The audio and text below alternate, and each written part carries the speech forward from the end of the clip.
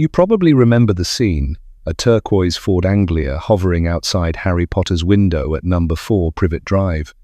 Ron Weasley at the wheel, grinning like he'd just pulled off the greatest jailbreak in wizarding history. For millions of Harry Potter fans, that flying car is pure movie magic. But here's what most people don't know, that little Ford wasn't just picked at random from a prop warehouse. It has a story rooted in real friendship, teenage freedom, and one of Britain's most significant automotive moments. When J.K. Rowling attended secondary school at Wydean, she befriended a boy named Sean Harris, who owned a turquoise and white Ford Anglia.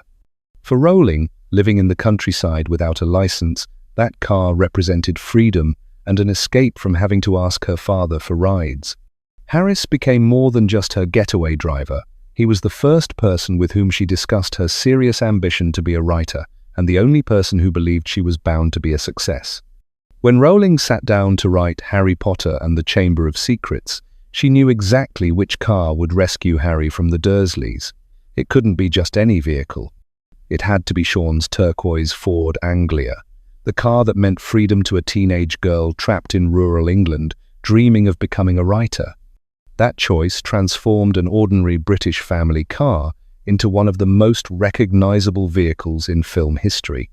But the Ford Anglia 105E isn't just a footnote in literary history.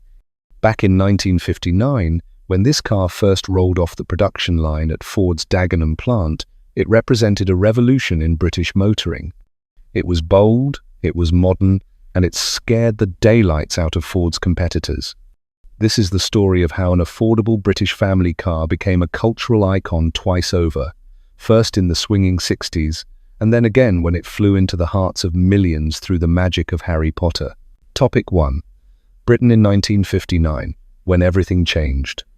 To understand why the Ford Anglia mattered, you need to understand Britain in 1959. The country was shaking off the grey austerity of the post-war years. Harold Macmillan had told Britons they'd never had it so good, and for once, people were starting to believe it. Disposable income was rising. Young families were buying their first homes. The rigid class system that had defined British society for centuries was beginning to crack. During this time, there was more disposable income and more people were buying their first new cars. This wasn't just about transportation, it was about aspiration. A new car meant you'd arrived. You were modern. You were part of the future. The year 1959 saw 3 revolutionary British cars debut: the Mini, the Triumph Herald, and the Ford Anglia 105E.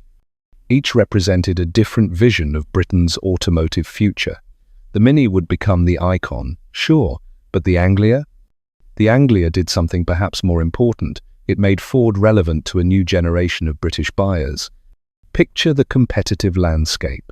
British Motor Corporation had dominated the affordable family car market for years with aging, conservative designs. The old Ford Anglia 100E, which the 105E replaced, was exactly that kind of car: sensible, sturdy, and utterly boring. By the time the 105E arrived, 345,841 of the old model had been produced. But they were cars your parents drove, not vehicles that made you dream of the open road. Ford's Birmingham Research Centre had one mission: create something that would grab attention and, more importantly, sell in massive numbers. They succeeded beyond anyone's wildest expectations. Topic 2. The design that stopped traffic. Ford tasked Elwood Engel, a designer from Ford USA, with creating the Anglia 105E's distinctive look. Engel had lost the design competition for the Thunderbird to John Oros, which must have stung. But he'd found his redemption designing the open-top Lincoln Continental. When he arrived in England, he brought American confidence to British engineering. The Anglia's front end resembled the 1957 Ford Thunderbird, complete with those distinctive, raised sections above the headlights. British buyers had never seen anything quite like it on an affordable family car. The chrome grille, the prominent eye headlamps, this was Detroit styling scaled down for British roads and British wallets. But the real talking point? The backward slanting rear window. Walk around any car show where there's an Anglia, and you'll hear people debating that window. Ford's marketing claimed it stayed clear in rain. The truth?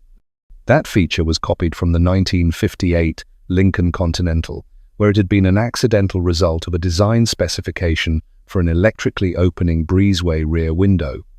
Engel studied the car's shape in wind tunnels, and that reverse rake window was actually aerodynamically sound.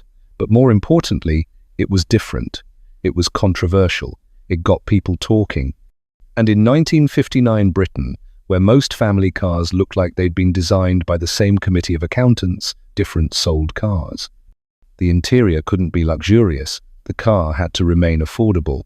But Engel created a dashboard with symmetrical shapes that felt modern and thoughtfully designed. Despite the small cabin, 4 adults could fit inside, with 2 seats at the front and a bench in the rear. This wasn't a compromise car. It was a carefully calculated balance between style, practicality, and price. Topic 3. The Kent engine, a legend is born. Under that distinctive bonnet sat something genuinely revolutionary for 1959 Britain, the 997 cubic centimetre Kent engine, producing 39 horsepower. That doesn't sound like much today, and frankly, it wasn't much then either. But here's what mattered. This was an overhead valve engine with an oversquare design, bore of 80.96 millimeters and stroke of 48.4 millimeters that loved to rev. The engine was mated to Ford's first ever 4-speed gearbox in a production saloon. 4 speeds. This was standard equipment, not an expensive option. The previous generation, Anglia, had a 3-speed box and a side valve engine that belonged in a museum. The 105e was asking British buyers to leap directly from the 1930s into the 1960s. When tested by British Motor Magazine in 1959, a new Anglia saloon achieved a top speed of 73.8 miles per hour and could accelerate from 0 to 60 miles per hour in 26.9 seconds. By modern standards, that's glacial. But remember the context. You could buy this car, point it down a motorway, and cruise at 70 miles per hour all day while returning 41.2 miles per imperial gallon. The Kent engine became legendary. Within 2 years of the Anglia's launch, tuning companies like Cosworth, Alexander, Holbay, and Allard were offering performance kits. The engine's oversquare design meant it could handle serious modifications. Sidney Allard created supercharged versions with disc brakes. By the mid-60s, properly prepared Anglias were competing in Formula Junior racing and holding their own. In September 1962, Ford introduced the Anglia Super with a 1,198 cubic centimetre version of the Kent engine from the newly launched Cortina. This wasn't just more displacement, it was an acknowledgement that the Kent architecture could grow. That engine family would power Fords well into the 1990s. Topic 4. Production numbers and market success. In 1960, when 191,752 Anglias left Ford's Dagenham plant in the 105e's first full production year, it set a new production volume record for Ford of Britain. Think about that. First full year, and they'd already broken records. From October 1963, production continued at Ford's new Halewood plant at Merseyside, alongside the newly introduced Corsair models. By November 1967, when production finally ended to make way for the Mark I Escort, Ford had built 954,426 saloons of the 105e and 123e series, plus 129,529 factory station wagons.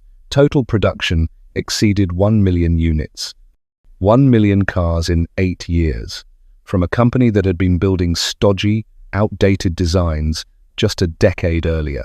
The Anglia didn't just sell, it transformed Ford's image in Britain. When tested in 1959, the car cost £610, including taxes of £180.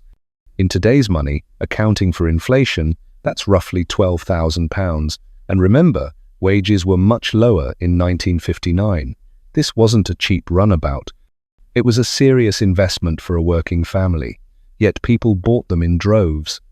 Ford made a profit on every Anglia sold, while the Mini, priced slightly lower, reportedly lost £5 per car for British Motor Corporation.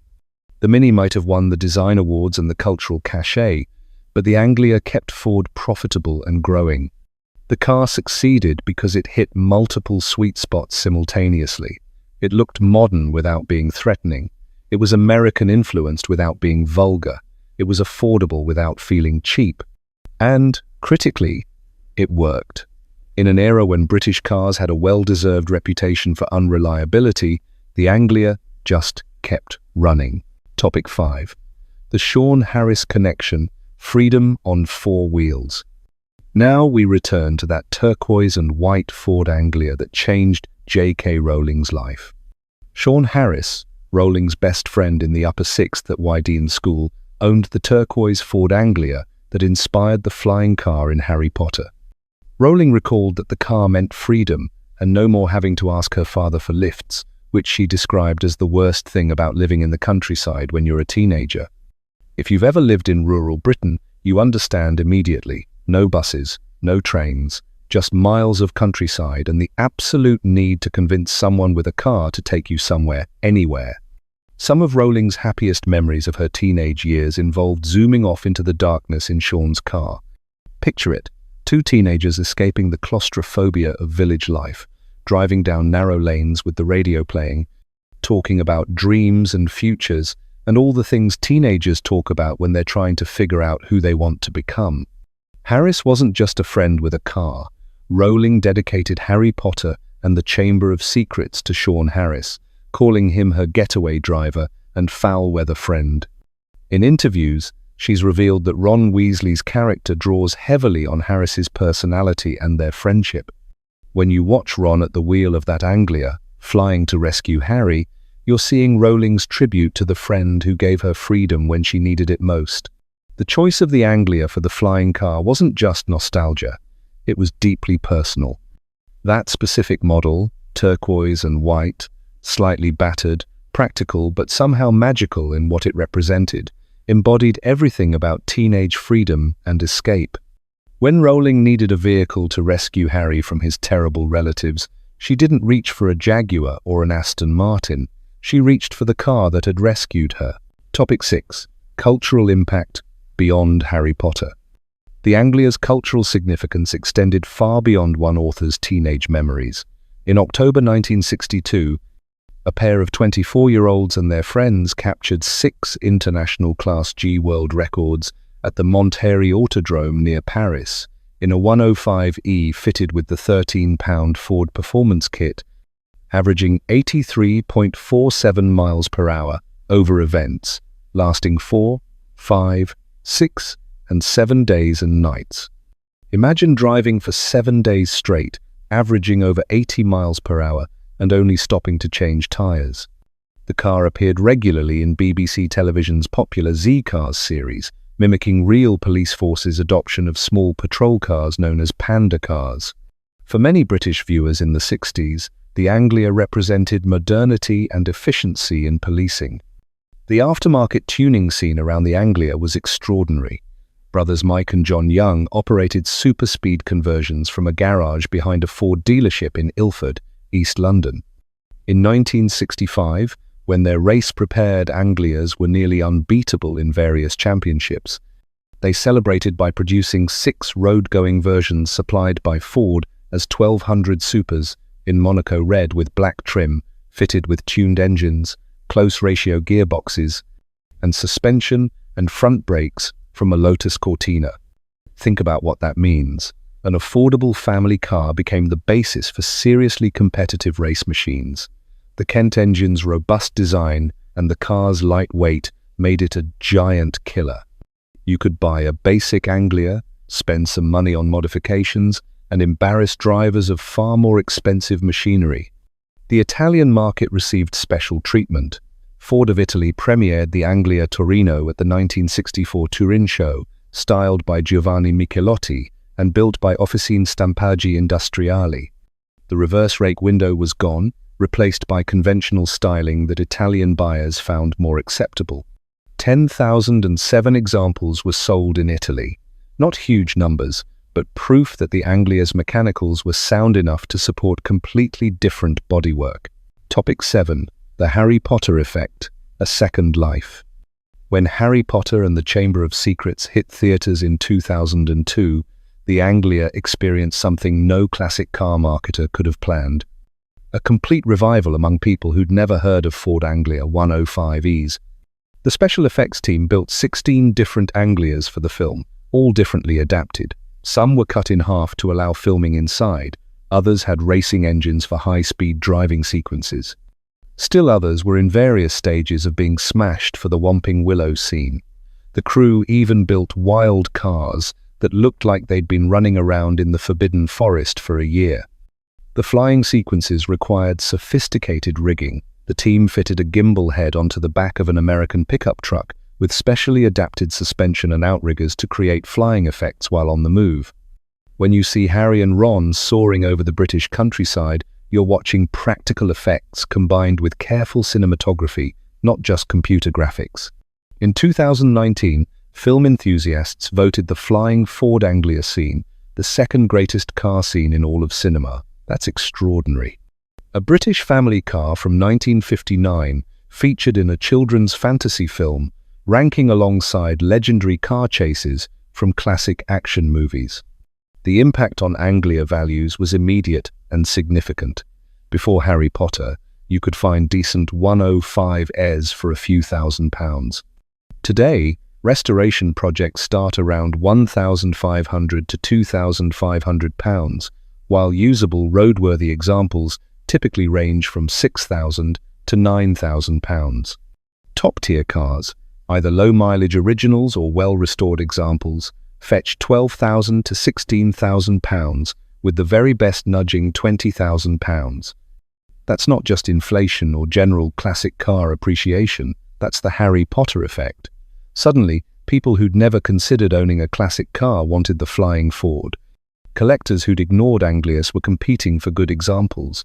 The 105E had become a star again, decades after its production run ended. Topic 8. What owners need to know today.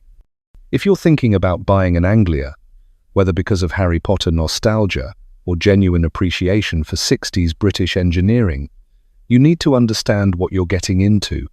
Corrosion has killed off most of the Anglias ever made, with the monocoque construction succumbing to rot. Seemingly mint cars can be rotten underneath, so careful inspection is essential, particularly of floor pans, sills, rear spring hangers, and jacking points. British cars of this era weren't built with modern rust-proofing. They were designed to last perhaps 10 years before being replaced. The fact that any survive at all is testament to enthusiastic owners. Mechanically, these cars are wonderfully simple. The over-square 997 cubic centimeter engine was seemingly unburstable, with a stiff tubular crankshaft being an impressive feature. Parts availability is excellent, thanks to an active owners club and specialists who've been supporting these cars for decades. You can genuinely maintain and repair an Anglia in your home garage with basic tools and moderate mechanical knowledge. Anglias with the 997 cubic centimeter engine, the 105E, are more plentiful than those with the 1.2-litre alternative, the 123E, though there's no real difference in values between the two. The bigger engine has more power, came with an all-synchromesh gearbox, and featured bigger brakes, making it arguably the better choice if you're planning to actually drive the car rather than just display it. The driving experience is very much of its era. Steering is light and direct. The gearbox, especially in later models, is slick and pleasant to use. Performance is modest by modern standards. Remember that 0 to 60 time of 26.9 seconds. But the car feels eager and willing. The Kent engine loves to rev, and there's genuine pleasure in working through the gears and hearing that overhead valve engine sing. Don't expect modern refinement. The ride is firm. Wind noise at motorway speeds is significant. The brakes work but require more pressure and longer distances than modern systems. You're driving a 65-year-old economy car, not a modern hot hatch. But if you understand and accept those limitations, the Anglia rewards you with charm, simplicity, and a direct connection to an important moment in British automotive history. The Ford Anglia 105E's story is really two stories that intersected in the most unexpected way. First, there's the tale of a British automotive revolution, a bold design that brought American flair to sensible British engineering, a legendary engine that could be tuned to extraordinary performance, and a commercial success that established Ford as a truly modern force in the UK market. Then there's the personal story, a turquoise and white Anglia that meant freedom to a teenage girl in rural England, owned by a friend who believed in her dreams when few others did. That car carried not just passengers, but possibilities. It represented escape, independence, and the kind of friendship that shapes a person's life. When those two stories came together in Harry Potter and the Chamber of Secrets, something magical happened that no marketing department could have planned. The Anglia flew again, literally this time, introducing millions of children and adults to a car they might never have otherwise known. Sean Harris's old banger became the most famous Ford Anglia in history. Over 1 million Anglias were built between 1959 and 1967. Most have returned to the earth through rust and neglect. But the survivors represent something important: British optimism in an era of change, affordable motoring that brought freedom to ordinary families, and ultimately, the enduring power of friendship and memory. For Harry Potter fans, the Flying Ford Anglia is pure magic. For classic car enthusiasts, it's an underappreciated gem of British engineering. For J.K. Rowling, it will always be freedom on four wheels, driven by the friend who believed in her when it mattered most. What's your connection to the Ford Anglia? Did you or your parents own one? Do you remember seeing them on British roads in the 60s? Or did you first discover this remarkable little car through Harry Potter? Share your memories in the comments below. I'd love to hear your stories about this twice iconic piece of British automotive history. If you enjoyed discovering the real story behind Harry Potter's flying car, please consider subscribing to the channel and hitting that like button. There are so many untold stories behind the classic cars we think we know, stories of the people who designed them, built them, loved them, and remembered them. Thank you for watching, and until next time, keep those classics rolling.